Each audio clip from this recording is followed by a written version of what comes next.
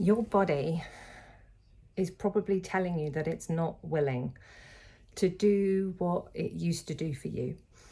It's like many moons ago, you would have been planting seeds to say, I'd really like to have this outcome and this outcome. I'd like to feel more of this and less of that. I'd like to be more of this. And you were highlighting the things that were struggles for you. And then bit by bit by bit, there's an aspect of us that is a higher self, part of our subconscious, part of our spirituality, part of our survival. There's just this mix of what is a physical drive with our sort of soul essence, life force, whatever you want to call it.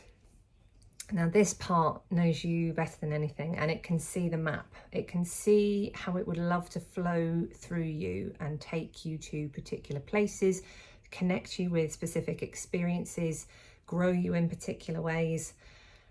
And this is the part that tends to guide you through your intuition. This is the part that gives you that inspiration for an action. And when we're sowing these seeds of, I'm noticing this thing that is kind of in my way. Maybe it's a mindset, a belief, a physical illness, a chronic pain. It could be any manner of things, but it's likely to be quite complex and lots of the things interwoven to a level that maybe you probably think you or have thought you've had an understanding of, and now you really realize that you don't because it's becoming more clear now, or even more murky before it gets clear. And one of the things that I'm really seeing happening for so many people, and I totally resonate with this, is that the stuff that's been in the way of you getting to that place, those obstacles are becoming bigger, more raw, more exposed. And it might feel like everything's against you a little bit, or that it's just getting harder when you feel like it should be getting easier. Like a little while ago, maybe you started to feel some give, and it started to feel like the flow was coming in, and then it's abruptly stopping again. And you're back to this almost little corner of unknown and this place of darkness. And it might be that you've gotten more comfortable with being in that darkness and just almost throwing caution to the wind of, okay, fine, I give up. I am not going to keep trying to second guess what's going on. I'm not going to keep pushing. I'm just going to keep taking each step as it unfolds in front of me. And that is one of the points, is it's time for us to get more comfortable with uncertainty, time for us to move more into trust, time for us to know that sometimes the mystery unfolding is the best part of all. And also, this is teaching us how to cope with those times when we're not feeling so good, when things aren't so easy. But really, essentially, the body right now is saying no. Those seeds that you planted before, where you wanted to feel more of this and less of that, they've started to really come up now. So they've rooted, they've germinated, they've done all the things, and now they're starting to come up. And what they're doing is they're highlighting to you where the patches are that really need to go, or really need to shift, or really need to change. And some of those are so hard for us to change that the body is coming along with that change and saying, well, I'm just going to go cold turkey on you. I'm just going to stop giving you the access to those old coping skills that you used to do in order to push you through to keep on that path that you were on. So, for example, if you're somebody who is aligned with, I must do A, B, and C, or it isn't safe. Like I must do these things. I must commit to this. I must follow through with that. I must make sure that I keep my word on this. And normally I can go without sleep, or I can push more. I can push myself through. Sometimes I can just tell my body, I'm just going to go for it, and then, I'll give you a rest later. Those IOUs that used to maybe work, not working so much anymore. And it could be that ailments that you've sometimes overridden, or almost you've brought along for the ride and accepted them to a certain level, are now saying, no, I'm going to crank up more because you're ready for the next level of this now. This isn't necessarily just about you learning to accept and live alongside it. It's moving you into next level acceptance, where the acceptance in itself leads to a reduction in your symptoms, whether they are physical ailment symptoms, whether they are certain behaviors that you do. I don't know if any of this is making sense, but it's like some of the stuff that you used to do to cover up, maybe you're a masker. It's like you can't do it anymore. It doesn't work.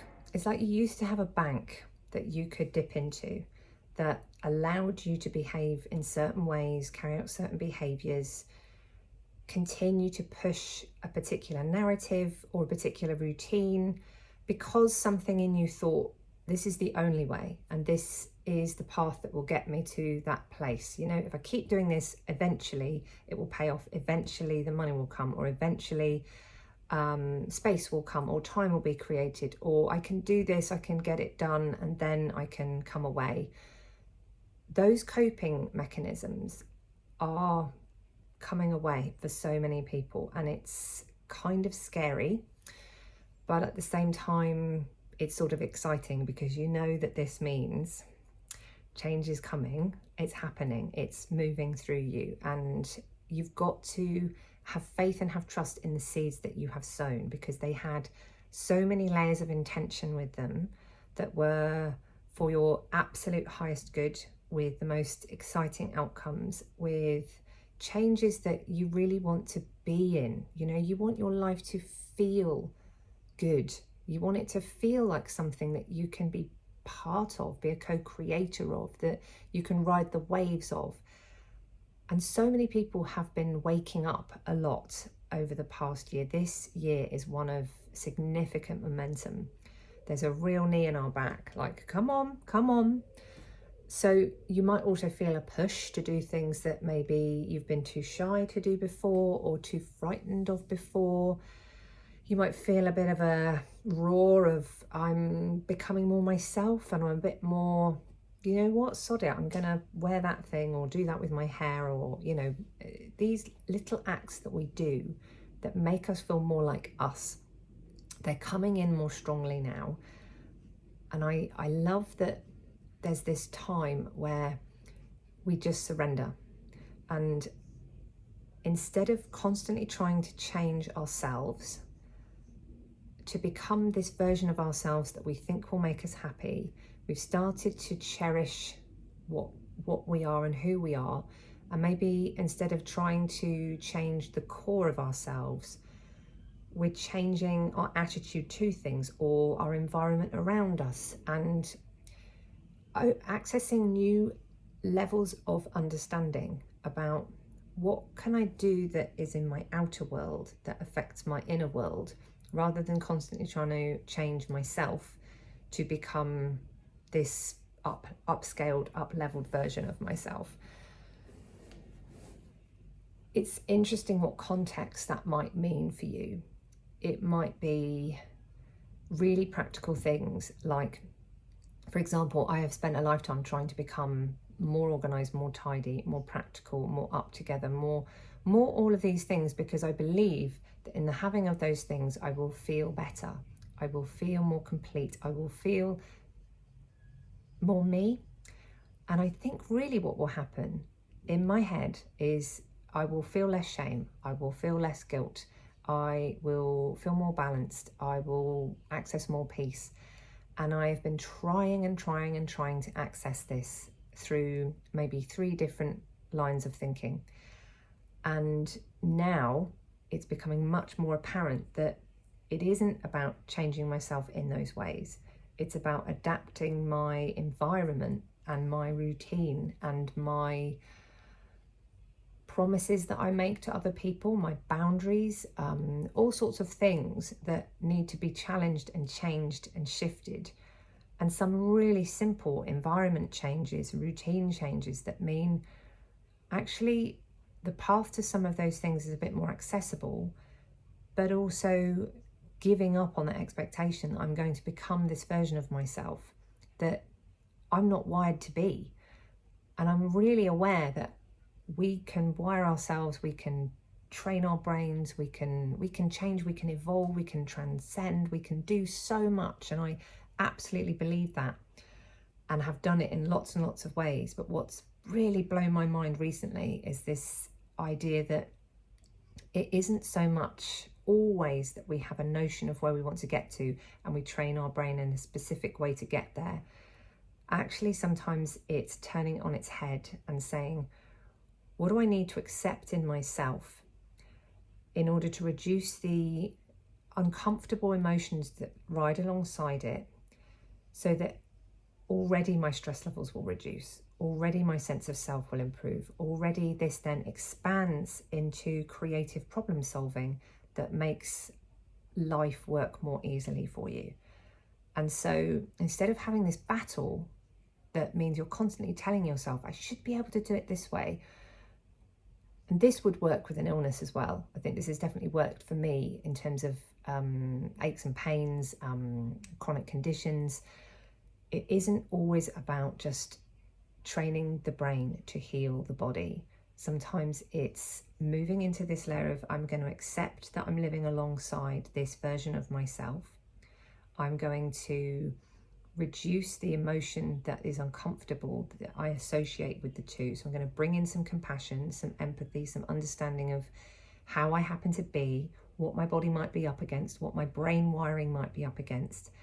And then I'm going to just give myself so much love about it that I go a little easier on myself and I expect a little less in certain places. And I then make all this space accidentally because so much of that energy is not being used on those unhelpful emotions that it starts to become more creative in its problem solving.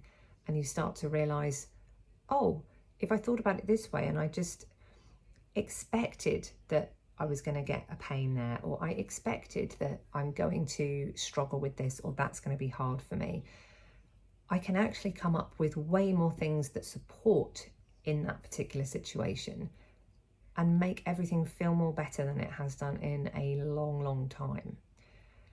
I hope this makes sense. I'm so aware that there are so many habits that we have, particularly with social media. And I'm somebody who will turn on social media, and sometimes there's stuff on there that is so validating and it is so soothing or so enlightening or inspiring that it keeps me coming back. And I always have to just juggle that with the fact that there will also always be things that instantly give me a feeling of less than, a feeling of envy, or just, I'm not up to that, I'm not doing as well as that. There are definitely things that spike you in certain ways or make you question yourself. And so I always want content that I create to be safe, to feel like it's always going to be comforting, it's always going to be soothing, it's always going to be supportive, not shiny, not curated, not faked, just really, really genuine. So I'm Lucy from Intuitive Therapies and Soul Compass that I run with Rachel, and yeah, just sending you so much love.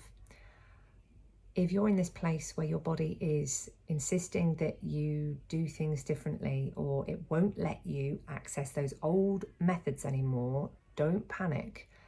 Go with it, trust, and see what else your brain comes up with. You might be really surprised and really delighted. So sending you lots of love.